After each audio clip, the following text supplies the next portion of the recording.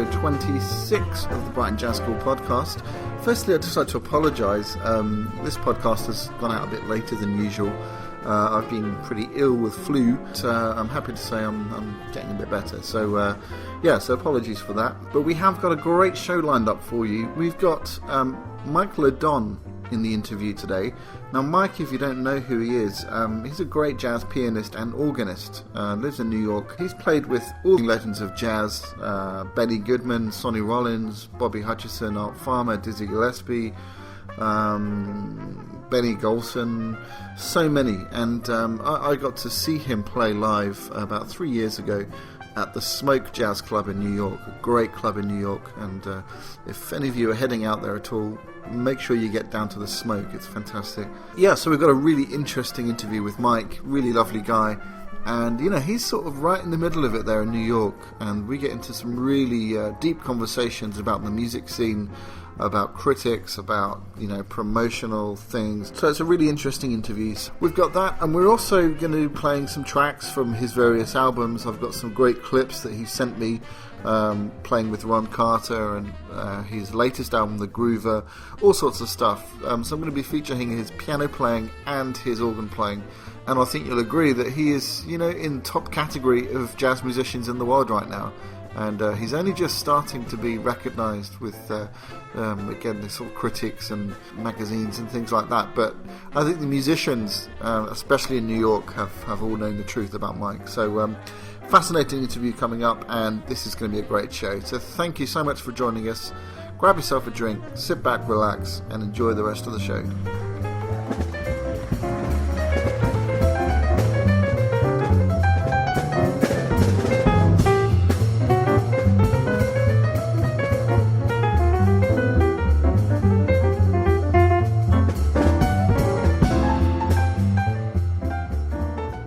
Album of the Week is sponsored by Personal Financial Designs, financial advisors based in Worthing.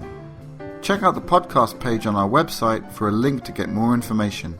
Now this week, as I said, we are interviewing the great Mike LeDonne, and instead of playing one of his albums this week, I'm going to play you some clips from different albums throughout his career, because he is a fine jazz pianist as well as a fine jazz organist. So I want to play you a few different things, and then next week when we run the rest of the interview, we're going to feature one of his latest albums.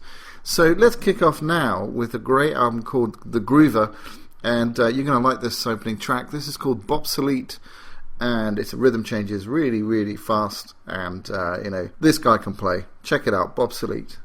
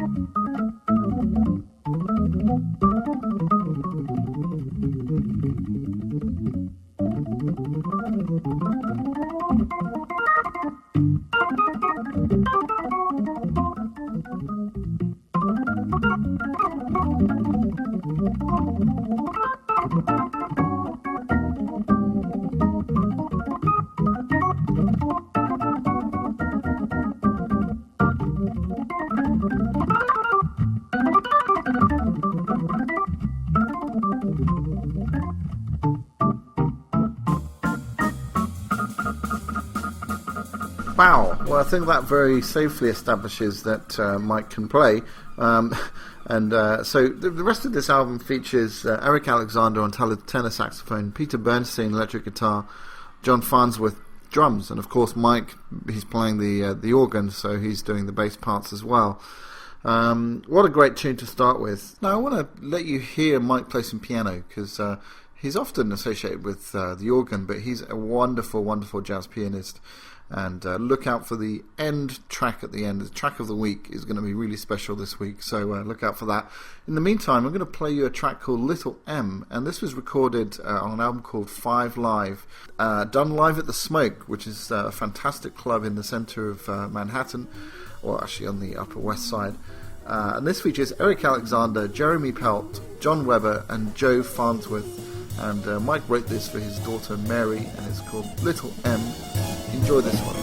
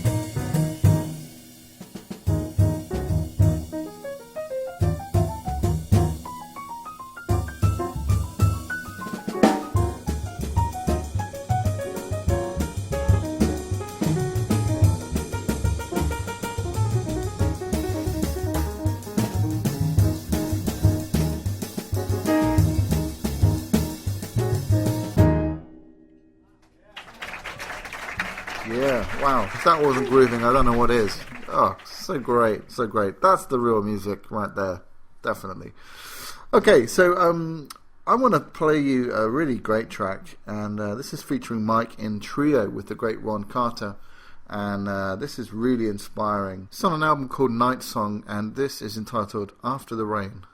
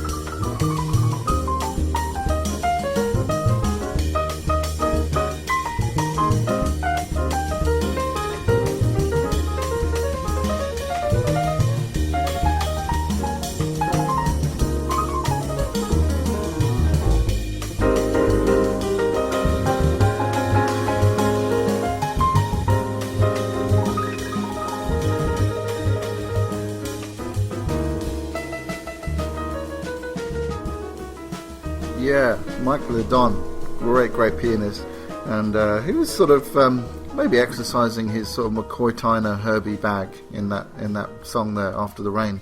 But just a lovely, clean, crisp touch, an absolute balance between sort of hard-hitting and sensitive. Really great pianist. So that has been Album of the Week, even though we haven't played songs from one album.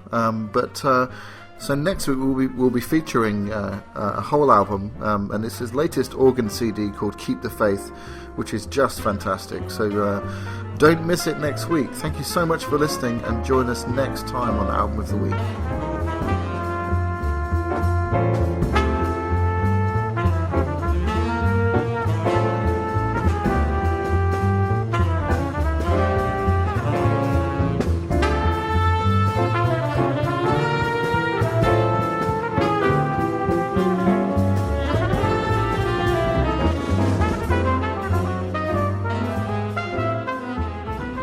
Thanks for doing this. This is great.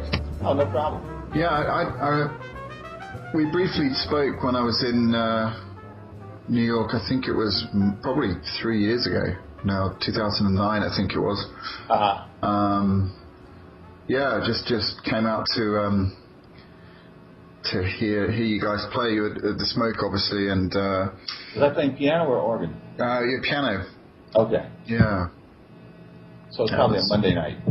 I think it was a Monday, yeah. Right. And you sat in, you said? Yeah, later on, yeah. Yeah. And you got to play with Big George? Got to play with George, yeah. It was that's amazing. Amazing, yeah. It was so cool. Yeah, right. I remember someone announcing, we'd like to welcome up one of the world's greatest, tenor players. I was sitting there thinking, oh man, who's this? Right. But it was great. Kind of joke. Yeah, it was amazing. But it really is. Well, that's New York. I mean, you never know who's going to be in the audience for anything. I went up there a couple of Monday nights, maybe about 2 weeks ago, and Ron Carter was in the audience. Really? Wow. Not that he came up and played, but yeah. You just never know who's going to be out there. Yeah. So you've worked with Ron Carter quite a bit. Yeah, we've been doing stuff for about 10 years together. Wow. But only I've made a record with his group once, and he made a record with my trio once, and we've been playing these trio gigs together at Smoke, actually, maybe 2 times a year. I mean, not a lot, but enough that I feel that we have a nice rapport, and he's a buddy of mine now. Oh, that's great. That's great. Yeah, it's amazing. I mean, that's the kind of thing that you get from living here. Yeah.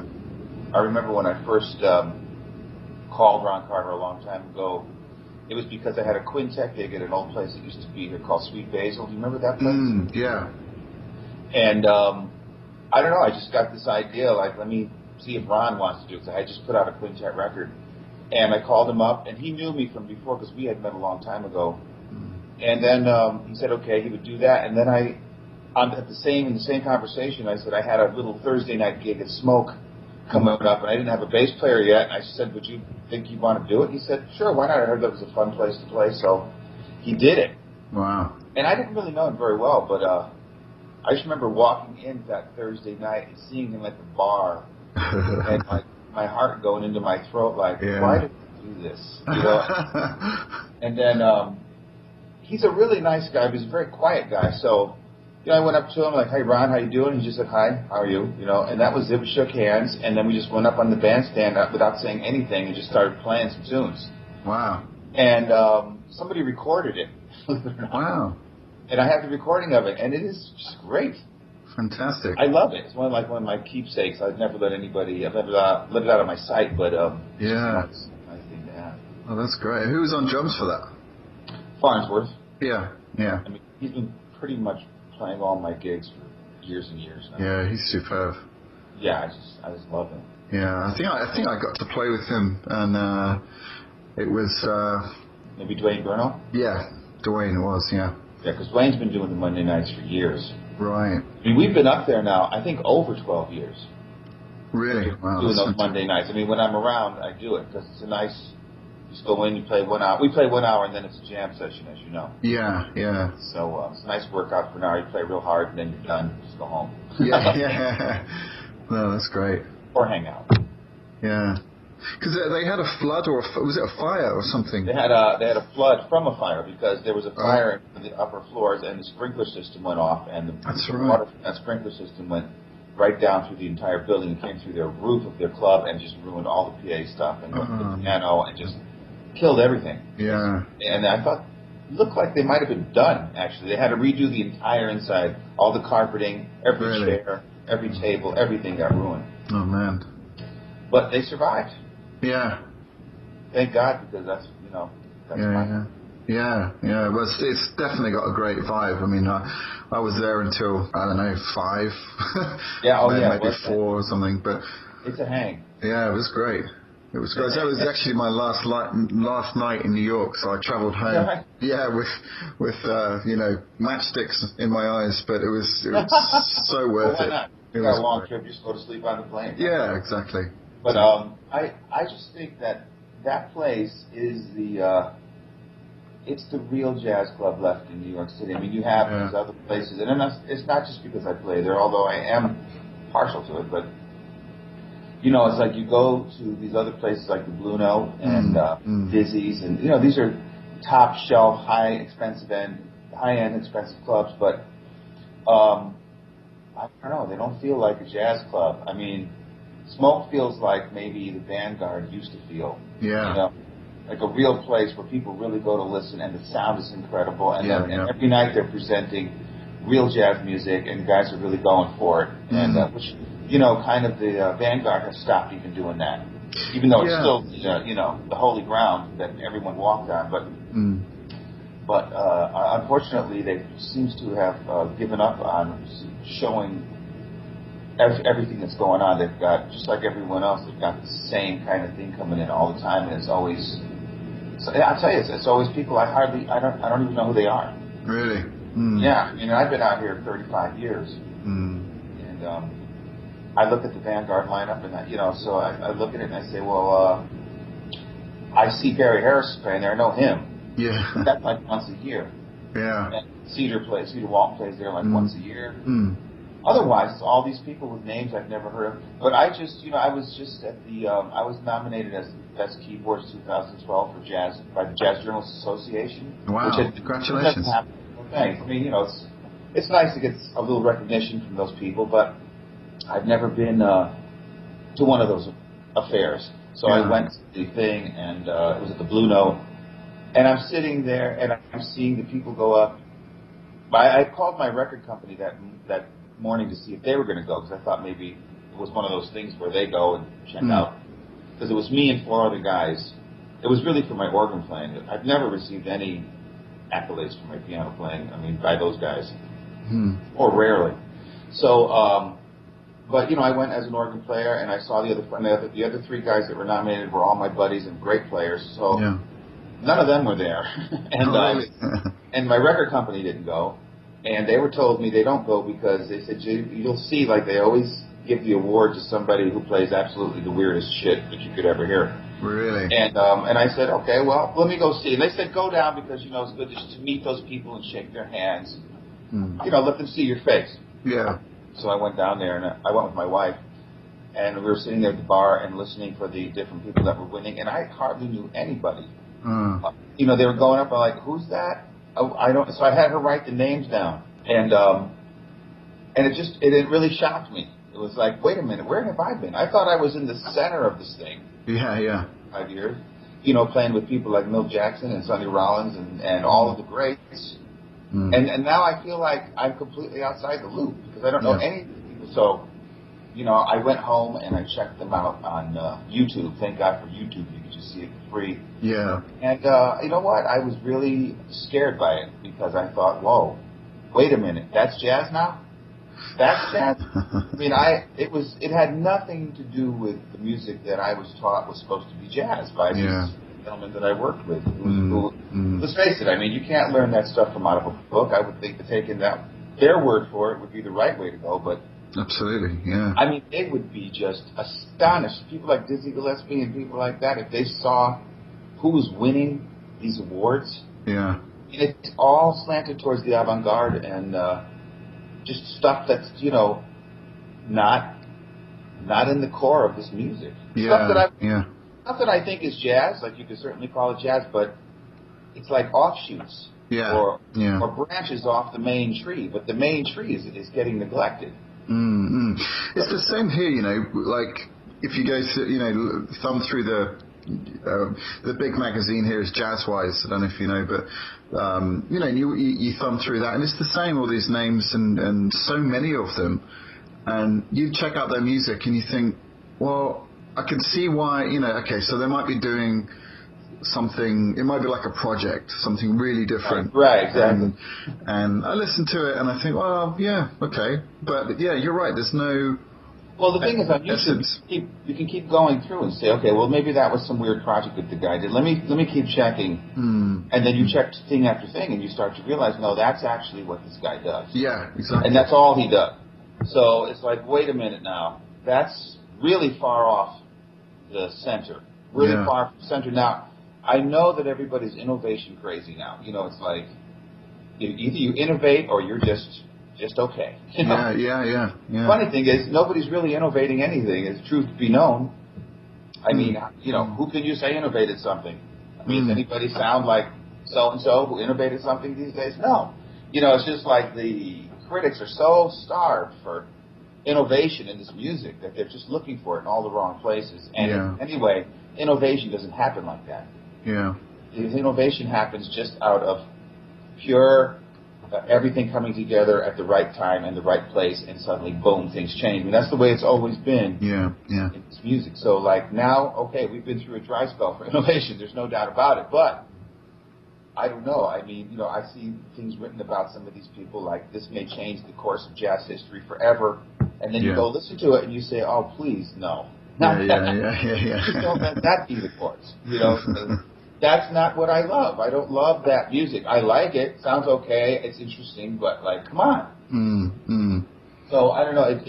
I've been posting all these things on Facebook. I'm really kind of worried about it. It's like there was a time when you heard the old Duke Ellington adage of there's only good and bad music. Yeah.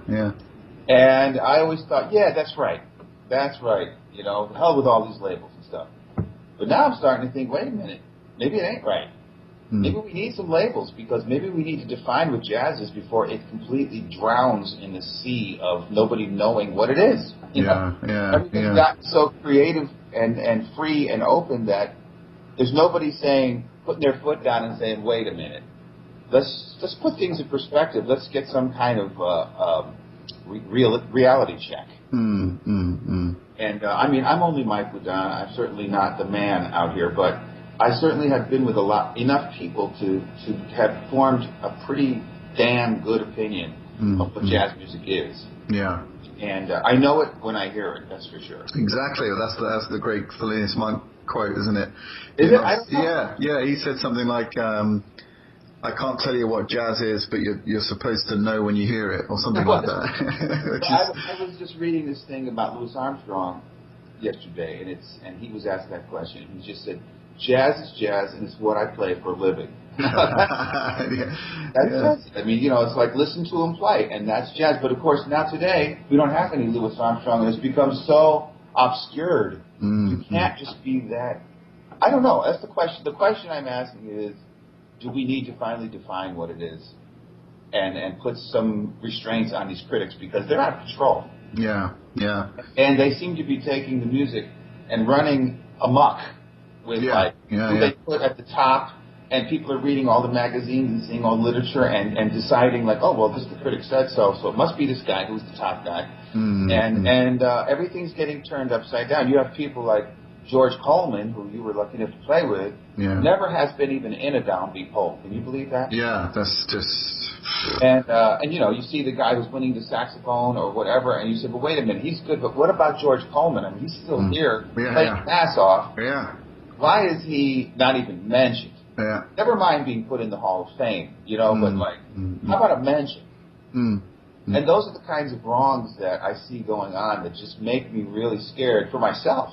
Yeah. Because I wonder, like, well, where's it going to be when I get to be George Coleman's age? It's like, sure, yeah. So I'm doing all right. I've always done okay. I've always made a living and been happy and played with great people, and I have a nice family, nice place to live, and all of that. But who knows what's going to happen in the future if this music keeps getting taken away. When I was with Milt Jackson, he used to tell me, and I used to think, I was with him for a long time, for 11 years. Mm-hmm. And he used to always say to me, like, they're trying to take our music, or stuff like that. Like, yeah. And I always think, like, oh, what is that? Like some paranoid stuff. I don't really go with that. Who's they? And what do you mean?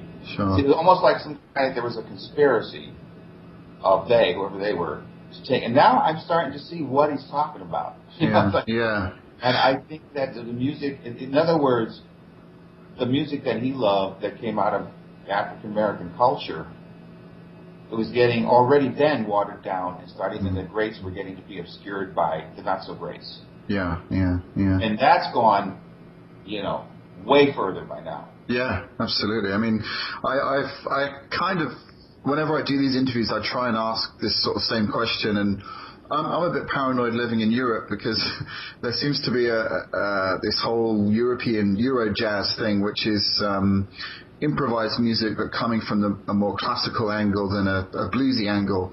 Yeah. And I personally think that's got something to do with it. I mean, for me, jazz without blues, I mean, it just doesn't work for me. I can say that. That's the African American part. I mean, Dizzy Gillespie said jazz came out of blues and gospel music and should have those elements in it to be considered to be jazz. Now that's Dizzy Gillespie. Now he's like, the granddaddy of this music. So you start to say, okay, well, Dizzy said that, then that's a truth. Yeah. I don't know what, the guy now, the critic who loves the Euro jazz says. I'm sure he says, oh, that's antiquated thinking, and, the music needs to move forward. Yeah, all of that stuff. Yeah. This is the new stuff, and, you just can't get with it because you're not open enough, and, all these kinds of things get placed on people who speak out against it. I mean, that was one of my Facebook posts from just, last week. Okay. Was, is Euro jazz taking over America? I think I read that, yeah. Was it supposed to be, it was years ago that it was in Europe, and I know Italian musicians, for instance, who play straight-ahead stuff, and French musicians who play straight-ahead stuff, they were getting ostracized because they did that, and then they couldn't get gigs unless they had bands that played this weird shit. And so now here it is coming over here, and I see the people winning these awards. They're playing that kind of thing, whether it's, call it what you want to, but it's that kind of music, for lack of a better label. I'll call it that kind of Euro jazz sounding stuff, and that's what's astonishing to me. Now, the funny thing is, Sonny Rollins can do no wrong right now, because every category that he was in at this Jazz Journalists Association, he won. No matter who else was in. So that's a good thing. Okay, so they're still paying homage to Sonny Rollins. But then what happened to George Coleman? Why is it just Sonny Rollins? And I don't know. It's also out of whack. It's just okay, we got our token guy, master guy, who we will put up on a pedestal, and that'll satisfy all those that say we're not into the tradition. Yeah. But actually, we're going to go over here and give all these other guys the awards. Yeah. But it's crazy. You're right. If you have the blues now, if you have it in your playing and you swing, you're getting ostracized over here. Yeah. By them, because they're saying, well, you're great. I mean, we love what you do, but it's so damn derivative what you do, And derivative of what? It's a derivative of jazz music. That's what it is. Yeah. I mean, when McCoy Tyner and Train started doing something completely new, it had that in it. And they were able to go and innovate without losing it, without losing that element. Yeah. I don't care how out they played. And even the more out players, I mean, even when I hear totally Ornette has got blues and all that stuff. Absolutely, I mean, the really good avant-garde playing that I like has it in it. Yeah. So it's you can still innovate and do different stuff without having to sound like you're playing a John Cage piece. Right, yeah. Or even worse, that Wyndham Hill kind of sounding stuff. But anyway, so that's been my my new thing that I've been just thinking about, pondering, and I keep posting things on Facebook. I love Facebook because you can get a whole lot of opinions and a whole lot of viewpoints, and really get a sort of take test the waters of like how many people think one thing and how many people think another, and where is there any way to meet in the middle somewhere? Yeah, absolutely. No, it's a great tool.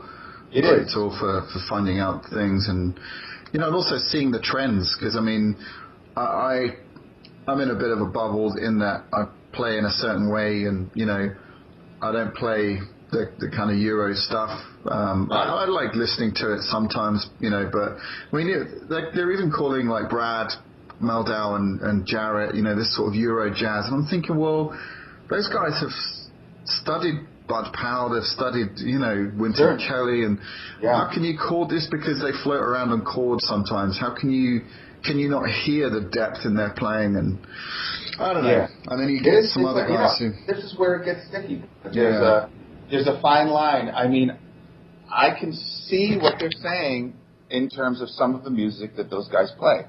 Because, I mean, I could see where... Now, I used to, those guys can do the other thing. So they're get out of jail free, for sure. But the thing is, you have to say some of the music that they're putting out are not based in the African American tradition of music. And that's okay. There's nothing wrong with that. I mean, you need variety. You need to have it all out here.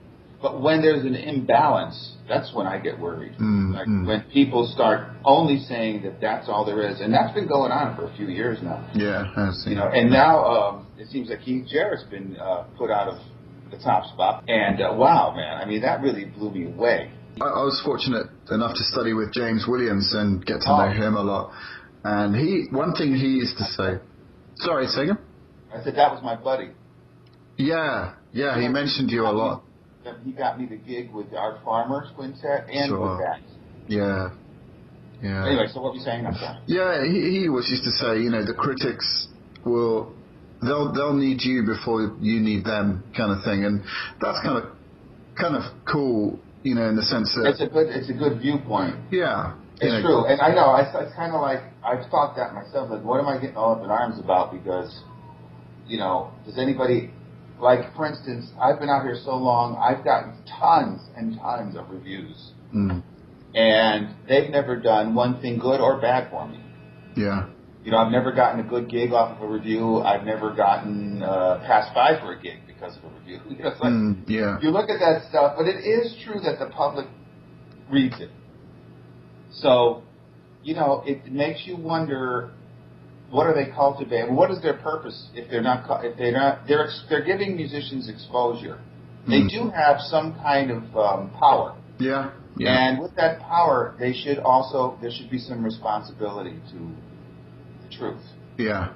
So this is where I have a problem, because with this music, there's no way to gauge the truth. It's your own personal truth. It's whatever you think is the truth is the truth. But and that's another nice open way to say it. However, I think there is a truth. Like the truth is Duke Ellington is one of the greatest musicians of all time. That's the truth. So like if somebody comes to you and says, "Oh, Duke Ellington, he sucks," sorry. That's not the truth. That's your opinion. You know? Yeah. You have a right to think that, but you're wrong. You want to say that, It's like, Dad, wait a minute. You can think that. But maybe you're wrong, because there is a bottom line, a truth there, and that's what I've been trying to figure out. What do people think is the truth about what jazz music is right now in 2012? And where have the critics done? Have they taken the music and run amok with it, or is it just something not to worry about because it's just, some talk by some people who write for a living? So I don't know. What do you think? Well, I think it all boils down to money. I think there's great, pretty singers that are doing loads and loads of gigs and sell out tours and all this kind of thing. Right. And they haven't really studied the history, and so I don't know. I think I mean, I certainly see that here. There's very few people. There's not many piano players who you hear regularly that have really gone back to the early, Bud Powell. I mean, not that he's early, but right. You know what I mean. And but that would be like ancient history. Yeah. Someone in college right now. Yeah, absolutely. I mean, probably, and this is another trend I've seen, which is troubling, is that the musicians now pay attention to the people that are maybe a generation ahead of them. Yeah. More than the masters that are dead. But there's plenty of recorded history to listen to. But the more pupils I get, the more I hear, I'm into this guy. But people I don't even know. They'll mention, well, this is what I've been listening to. I always say, what are you listening to? It's one of the first questions I ask. And they start naming off names. I'm like, what? So, then I say, well, what about Bird? You listen to him? They're like, yeah, I had one record by him. How much have you listened to it? Not much, and this is where I come in and I say, no, now you're going to listen to it a lot because, you can always listen to your favorites on your own, but for me, you're going to be put on a routine, of listening, a listening routine. Yeah. And you're going to check out these things and you're going to listen to them. And if you don't like them, then we don't have to keep listening to them. But I want you to really dig in and check it out deeper than just a one-time listening experience. Sure. And, maybe it's the radio's fault.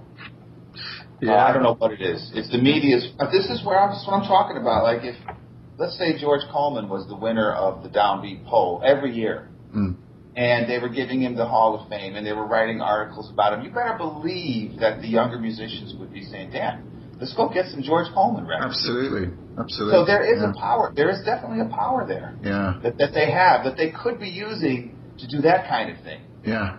Instead of pushing, the latest flavor of the month guy that everyone hops on his bandwagon for some unknown reason and decides, this is the band. We're getting with this guy. We're going to say he's the top, and damn it, he's going to be the top. Yeah. And, the musicians are sitting on the sidelines saying, him? He's the top? Why? Why is he the top? I just don't get it. And that's only honesty. Yeah. It's not jealousy. It's not bitterness. It's not anything like that. It's just like, tell me truly, what am I missing? I'm just not here. I remember going to see, when I moved here, every week at Bradley's was Hank Jones, Tommy Flanagan, Cedar Walton, Harold Mayburn, Monty Alexander, Dave McKenna, Al Haig. All of Barry Harris, all of the greatest guys every week. And when we moved here, I didn't even know the name of the guys that were a generation ahead of me.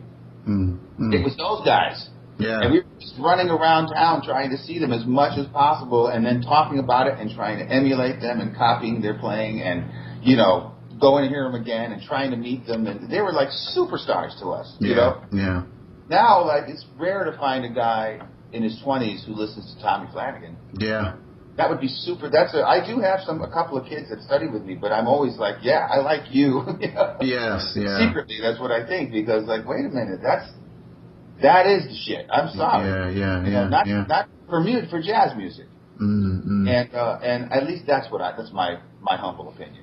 Yeah, I'm right there with you. I mean, that's many reasons why I set up this school here because in many ways I think I wake up and I think, man, I'm hardly qualified to teach. I mean, in that sense, I'm nowhere near those people you mentioned, but I've studied them, and that's a step further than most people. So that's right. I'm trying to be the messenger, saying, actually, if you want to get depth, soul, passion, and all those things in your playing, you need to listen to these people, and then. And the core feeling of the music, because that's the core feeling of the music is rhythm. It's in the rhythm of the music. The right rhythm is with the people that created this music. Yeah. So you're going off in the wrong area if you're going to be emulating that kind of, the wrong kind of rhythm. Yeah. And I hear the wrong kind of rhythm coming out of a lot of school kids that have intense, great technique, and great harmonic knowledge, and all of that. Great modern conceptions and everything like that, but their rhythm is corny. Yeah. Like they start to play eighth notes, and it just sounds, and it tells on them in 2 seconds. You know? Yeah, yeah. And forget it if they have to play like they never would anyway. But if you got one of those kids try and play a slow blues, couldn't do it. Now we were talking about Phineas Newborn. Yeah. Do you know that he has never been in the downbeat poll? Yeah, I did. Yeah. Somebody like that. Once. Yeah, ridiculous. I mean, wow, man. How much better do you have to be? Yeah, I know. I mean, what are you looking for? Scary. It is scary. And I've read reviews of Phineas where the critic is saying that he is, kind of like cocktaily. Yeah. Oh. And not as great as Oscar Peterson. Mm. And, like that's stupid anyway. Yeah, totally. Start doing that stuff. But really, he's just as great as Oscar Peterson. Come on. Yeah. Phineas can play the hell out of them double-handed things. Yeah. And, you cannot fault Oscar Peterson. He is ridiculous monster, but so is Phineas. Yeah. Right up, I think he's right up there, man. He's right up with the absolute greatest ever. Yeah. Bud Powell, Phineas Newborn, Oscar, Art Tatum, and McCoy Tyner and Herbie. I mean, these are the greatest. And so, he's right up there, man. And he never gotten a poll. And Ahmed Jamal has never been. He's never been in a downbeat poll. Yeah. As much stuff as I heard that he did get the Hall of Fame. Maybe he got some kind of award this year. But I mean, that's somebody who I think is innovative and has a completely unique approach and is still way ahead of the pack. Yeah. Way ahead of everybody else. This is a guy who never succumbed to playing bebop. It's amazing. Yeah. He was able to withstand the influence of Bud Powell, which is, and he's the only one. Yeah. Really. Yeah. I can't think of anyone else. And he managed to stay his own man all these years, and now he is just in another dimension. I mean, have you heard his latest records? Not the last few years, no. Oh, man. No. You got to check them out, man. Going to check them out. Yeah. They just get better and better, and they already were outrageous. Yeah. I mean, he's just leading the way, and no one's talking about. I don't see any articles about him in the magazine.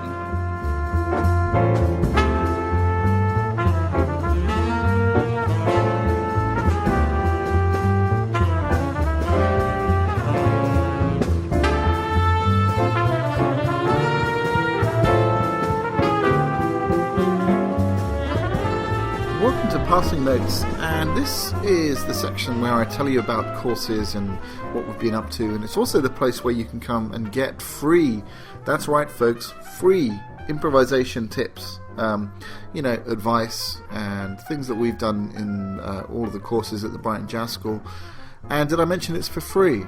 So anyone who's interested in jazz, please hip them to this podcast so they can get free advice, free tips, and other stuff for free. So, Passing Notes. So this week I'm going to mention that we have the legendary Brighton Jazz School Summer Weekend coming up next weekend from the 20th of this month, July.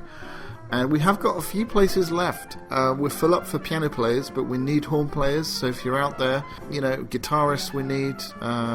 Always need bass players. So if you're free next weekend and fancy coming and have a play, having a go at playing some jazz, feel free to do so. You need to get in contact via brightonjazzschool@gmail.com. And we are open to any level, so complete beginners, jazz-wise. It does help if you know your major scales and you've got a bit of instrumental technique and that sort of stuff. But yeah, if you've never improvised before, this is the time and the place to start doing that. So come along, it's going to be great fun. It's a fun-packed weekend, and I can't wait for it. It's going to be great. So, we're also in the repertoire course. We're sort of starting to wrap things up. We're down to the last one. No, we're not. We've got two more after this one. So this week we're doing the great Monk tune called Well You Needn't. We're going to check out what that's doing harmonically and melodically. And the final pièce de résistance tune for the repertoire course is Dolphin Dance. A Herbie Hancock masterpiece, and a workout in harmony and advanced sort of harmonic and melodic techniques. So we'll be looking at that in depth. And actually this course has been so successful that I think I'm going to continue to run it on a sort of pay-as-you-go basis up until I go away. I'm actually going away to Thailand for a month for various reasons. But mostly to meet my wife's lovely parents, which I can't wait. We haven't met yet. So, but anyway, so if you fancy coming along to that, it's going to be on a Tuesday. It's still the same time, 4 till 6, and I'm going to be running it right up until the 14th of August, which is when we leave, which I actually think is a Tuesday, so the week before then. So we're going to have another couple of weeks of the repertoire course, and it's £10 a session, 2 hours of solid material to get your teeth into, and as always, a great atmosphere, and great food and drink by the Brunswick. And also, it's obviously, from 6 o'clock until 8 o'clock, it's happy hour. And they do great food at the Brunswick, and it is, of course, on a Tuesday, which is the jam night.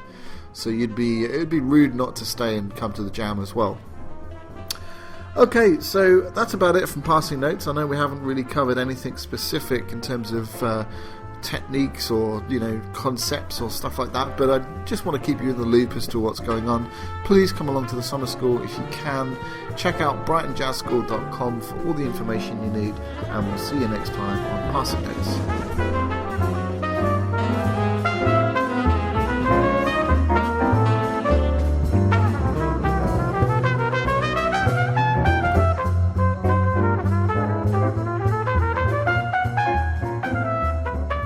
Well, folks, it's coming towards that time that I have to start to wrap things up and say my thank yous.